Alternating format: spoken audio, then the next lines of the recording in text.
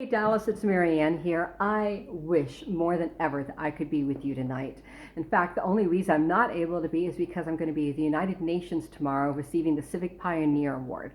And the thing that I want to make really clear about that is that that award does not just represent the work I have done. That award represents the work all of us, including every one of you in that audience, has done together, because we are civic pioneers trying to trailblaze new ways to help ourselves and our community and those around us and leave the kind of world we want for those who come after us. Every single one of you is a leader. Every single one of you has the capacity to make a kind of impact on this world that so few before you have ever done before. And the reason is because right now we're living in a society that is more interconnected now than ever. With our capacity to get online, our capacity to have our voices heard through the internet, our capacity to self-publish, our capacity to do so many things.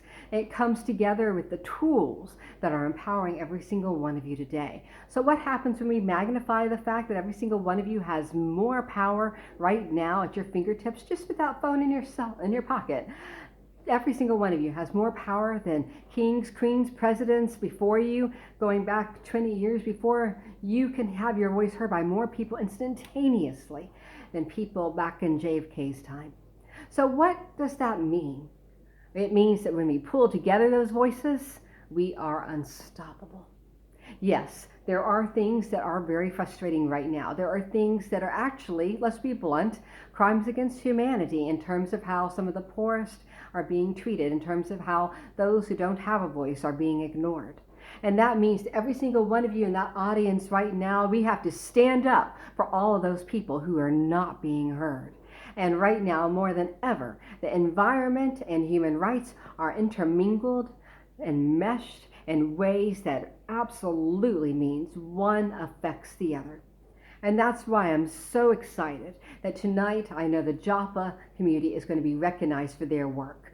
I don't know if many of you are aware of the work that the Memnosyne Institute has done with the Joppa community, but when we first began, they were one of the first Dallas communities to open their doors to us, leading by the example of Bishop McGriff, who was a good friend of ours, part of our advisory board, and led to the creation of the Juneteenth Festival in Dallas. Not only that, but his wife, he passed away. His wife, Reverend Karen Hawley, led that Juneteenth Festival alongside our interfaith endeavors to become one of the leading interfaith, intercultural, largest Juneteenth festivals, interracial festivals in the entire state of Texas. And one of the things that we teach the kids out there is about the environment. However, this poor community has been in a situation where they have been ignored, as have their neighbor, Sand Branch, for such a long time, because the city of Dallas grew around what used to be basically two freedmen's towns. Those freedmen's towns were the descendants of the slaves that created incredible new lives for themselves. And if you go there, you'll even get to see one of the first African-American cowboy churches in this entire state of Texas and possibly the country. But not only is the culture so unique in and of itself, where the people pride themselves being able to have horses, you'll see small horses next to each house, but you will also see a community that is still so strong that supports many, many churches and mosques on multiple different corners of the streets, each one of those communities working with each other.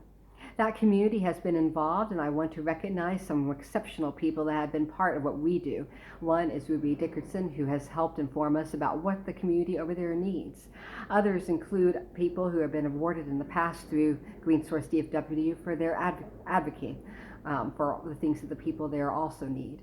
But most importantly, what I want to recognize today is that it's not just people in one corner of the city, one economic spectrum, one racial spectrum, one demographic of any kind that creates leaders. It's when any single one of you step forward and says you want to take it upon yourselves and your shoulders to stand for more than your own interest, because you understand that we are living our lives for the generations that come after us, and it's up to us, every single one of us, to determine what kind of world we're going to be leaving for them. GreenSourceDFW was created by Dr. Phillip Shinoda, who had a vision of bringing together people that were activists, people like Yolonda BlueHorse, people like Jody Yellowfish who are out there protesting energy transfer partners and advocating for us to understand that decisions being made that affect people around the world and inside our country are often being made right here in Dallas, Texas, in our own backyard. And if we can't be at the forefront of those protests, then we are not doing our job as environmentalists and human rights activists. It's also people that have been coming forward, like Harvey Lacey, like Dave Pennington, people that have inventing new ways to answer the needs, people that are inventing things here in our backyard that have helped people in Haiti, like Harvey Lacey's work with the schools down there that we were able to support. People like Dave Pennington, who are coming up with new forms of concrete that are actually not detrimental for the environment and salvage other things. It is up to all of you who have been playing roles of this. Wendel Withrow began as a volunteer, and now he has headed up the GreenSourceDFW initiative, which is growing at an unbelievable pace. As many of you are aware, 3 years ago, most of the environmental writers were fired from most of the major publications in Texas. Now, thankfully, the Dallas Morning News has gotten a new one. But where do people come from when they want to understand what is really happening in terms of the environment and how the environmental factors are affecting their well-being, including their human rights? Right here at GreenSourceDFW. Thanks to Julie Thibodeaux and Wendel Withrow. And thanks to all the many volunteers like Juan Mancias and many, many others. And of course, our late Coke Buchanan, our spirit brother friend who continues to guide us, the spirit behind the Memnosyne Institute, because he will always be an inspiration, and his family. We've also been able to bring in Oak Cliff Earth Day and take on the responsibility of working with the community of Oak Cliff to lead it to become even better every single year moving forward. So I just want to give you guys a little update of what GreenSourceDFW is doing. And also I want to give you an update, a little sneak peek into where the Memnosyne Institute sees our future going. Some of you who have been around us know that we have not only been involved in the environment locally, we've been involved in the environmental issues nationally and internationally. One of our first forays into the environment was negotiating the first treaty in 300 years between Hopi and Navajo nations, which also gave us an introduction as to how important social responsible investing is, largely because I found out that it was Peabody, Coal, and Blackstone, and a number of other companies that were actually causing such a horrible amount of uranium and arsenic poisoning in the Hopi and Navajo waters. And after we started learning about that, we ended up launching Dallas's first SRI conference, which was an incredible success. And we are deeply, deeply grateful to all the people who took a leadership role in that as well. But not only are we looking at things in terms of the investment side, and in terms of the activist side, such as how we supported the legal teams up at Standing Rock, but we're also looking at how do we take it a step further? How do we take what the Memnosyne Institute has always called social acupuncture, and that's not just a term I'm throwing flippantly around, it's actually something that I've had a number of TEDx talks on that Joshua and I presented in other places, including at the United Nations, at the White House, House of Lords, and are working very closely with Thomas Johns, who is actually one of the proteges of Don Beck. That work is creating what is called the Vital Signs Monitor. The Vital Signs Monitor, just like the human body has vital signs, it looks at the vital signs of the collective community.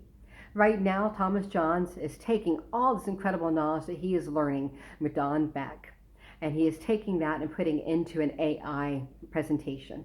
That AI is now being translated by Ars Electronica into a format that can be basically have intuitive design. The reason why you don't need a manual to understand your phone. That is going to be put into a holographic and virtual reality version. Right now, we're working with one of our board members, Adolfo Yuzu-Audrey, who is head of overseeing implementing the sustainability development goals for the entire country of Mexico, and is currently rewriting their constitution to include the SDGs. He's giving us this data so that Thomas can create this for an entire country. Once the AI understands how to correlate the SDGs for an entire country, and as Thomas says, it should be prescriptive as of next year, then the AI will have learned how to do this with any community, regardless of size, be it a small town or be it a country. And eventually you'll want to do this with the world.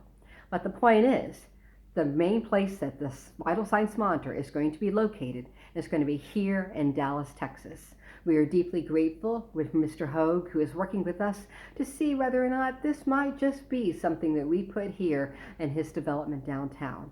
If this works, our Center for Outreach will have a vital signs monitor, and among many other things, and the kinds of data that it will be crunching in terms of showing the economics, in terms of showing differing demographics, in terms of showing the environment, it will be highlighting exactly how increasing one type of industry or another has such and such effect on our economy and on the environment.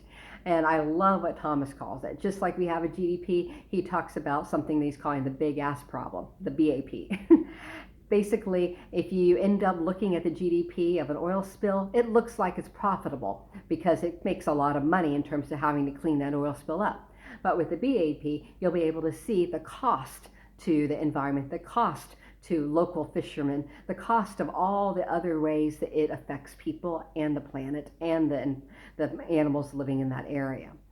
These are things that we all need to have in order to be even more effective human rights activists. Our goal is to make this public. Our goal is to make it interactive. Our goal is to make it easy and accessible.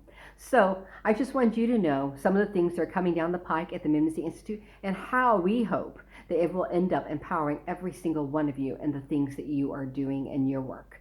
I want to encourage every single one of you for standing up for what you're doing, because not one of us can stand up for all of us. However, it takes all of us so that every single one of us has an even stronger voice. So that's how important you are. Right now, make no bones about it, there is a huge, huge change happening in our country. People are more interconnected now than ever. And while on the downside of that, that is affecting the way people deal with issues of race, the way people deal with issues of diversity in general. However, it also is giving all of us in the environmental world an opportunity that we must take the responsibility upon ourselves to take full advantage of. And that is the opportunity to shape history. Do we want to be a leading voice in the nation? Because whether or not we want to, guess what? So many of the industries that we're concerned about, so many decisions being made that we're concerned about that affect our country, affect our state, and affect the world are being made right here in DFW. If we are not taking the reins of responsibility for being that voice that says, is this a good thing to do? Does this affect lives? Does this affect the planet? Does this affect animals? Does this affect the well-being of plants and of our species as a whole? If we are not asking those questions, then who will? We need to have a very strong voice here. We need to hold ourselves accountable, and it begins with you and me. And the way we make sure that happens and continues to happen is with continual study, such as what the Vital Signs Monitor will allow us to do, and with raising our voices in constant, consistent, respectful, and informed communication. And that is what GreenSourceDFW is there for. It is there to support you and your voice. So I want to thank you for what you're doing, and I want to encourage every single one of you to continue to take a stand, to continue to protest. And when Jody comes out and uses that drum, understand also the cultural context. Native Americans and the USA rarely use a drum unless they are announcing there is a war. A war, in this term, means that we are concerned and standing up for the well-being of our brothers and sisters around the globe, as well as for those, as our Native Americans would say, are the finned, the two-legged, the four-legged, and the winged. We need to take a stand for all of them. So, much love to you, much respect to you. Please know that as I'm at the UN, I will be knowing that I am there in no small part because of the work every single one of you are doing. You are helping to make Texas a place of the future that we all want to be in. Thank you.